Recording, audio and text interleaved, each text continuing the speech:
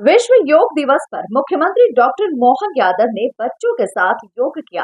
इस मौके पर फिटनेस मंत्र देते हुए सीएम मोहन यादव ने कहा कि योग का मतलब मन और आत्मा का जुड़ाव है। कोविड में जिन्होंने योग किया, उनके जीवन में कम कष्ट आया। देखिए खास रिपोर्ट। विश्व योग दिवस पर दिखा सीएम मोहन यादव का अलग अंदाज। बच्चों संग योगा करके सीएम मोहन यादव ने दिया फिटनेस मंत्र। योग दिवस पर मोहन यादव ने श्री अन्न संवर्धन अभियान की शुरुआत। मोहन यादव बोले, पीएम मोदी ने योग के माध्यम से भारतीय संस्कृति की ध्वजा लहराई। अंतर्राष्ट्रीय योग दिवस पर मध्य प्रदेश का राज्य स्तरीय कार्यक्रम मुख्यमंत्री आवास पर किया गया। पहले ये कार्यक्रम भोपाल के लाल परेड ग्राउंड पर किया जाना था, लेकिन रात से लगातार बारिश के चलते इसका स्थान बदलकर मुख्यमंत्री आवास कर दिया गया। इस दौरान सीएम मोहन यादव ने बच्चों के साथ योग किया और कई तरह के योगासन करते हुए नजर आए।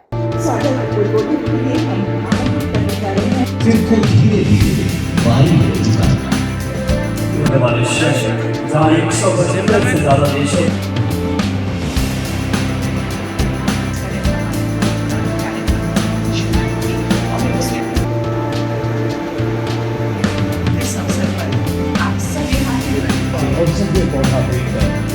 स्वागत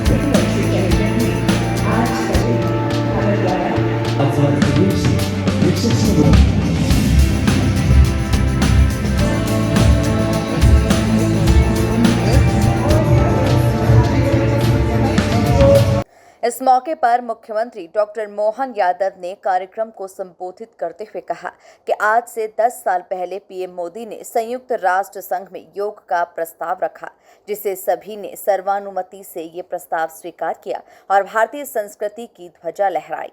योग का मतलब ही मन और आत्मा का जुड़ाव होता है। कोरोना काल में योग और आहार का परिणाम देखा गया। लगभग 10 वर्ष पहले आज ही के दिन यशस्वी प्रधानमंत्री ने संयुक्त राष्ट्र संघ में ये प्रस्ताव रखा, योग से निरोग दुनिया। माननीय प्रधानमंत्री जी के सुझाव से किस प्रकार से सहमति हम सबको जानकारी है।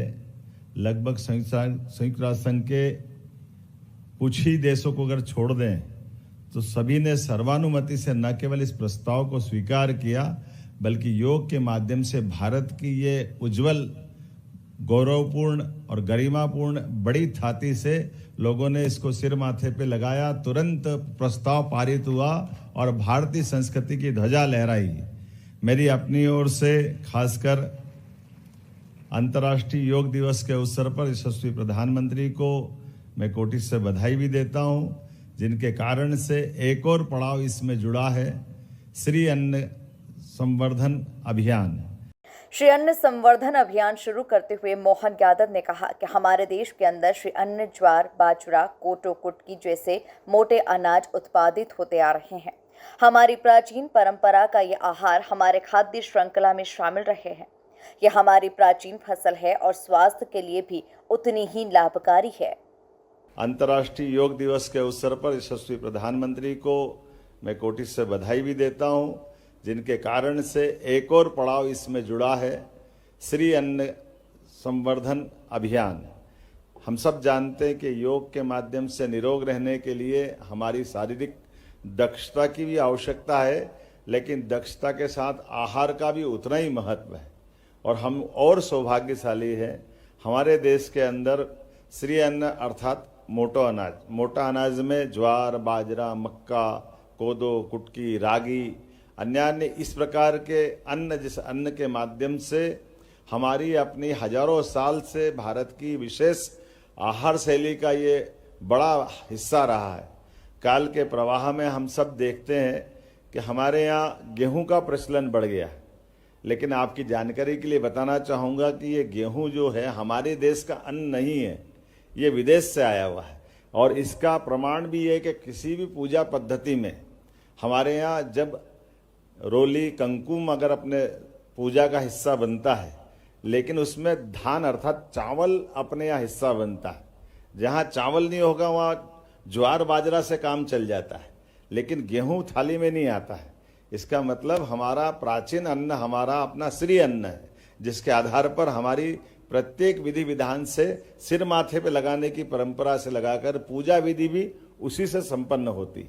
इसलिए इस बात को हम सब जानते हैं और खास करके योग के मामले में दो मार्ग हमारे इस देश की संस्कृति में है।